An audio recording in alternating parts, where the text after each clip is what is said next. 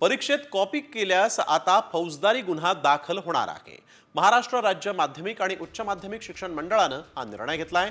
10वी-12वीच्या परीक्षेत कॉपी करणाऱ्या विद्यार्थ्यांवर थेट दखलपात्र आणि अजामीनपात्र गुन्हा दाखल करण्यात येणार असल्याची माहिती अध्यक्ष शरद गोसावी यांनी दिली।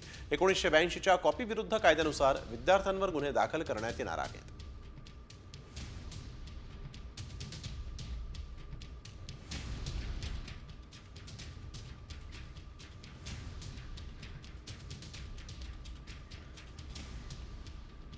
परीक्षेत कॉपी केल्यास आता फौजदारी गुन्हा दाखल होणार आहे।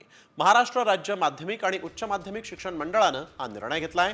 10वी-12वीच्या परीक्षेत कॉपी करणाऱ्या विद्यार्थ्यांवर थेट दखलपात्र आणि अजामीनपात्र गुन्हा दाखल करण्यात येणार असल्याची माहिती अध्यक्ष शरद गोसावी यांनी दिली।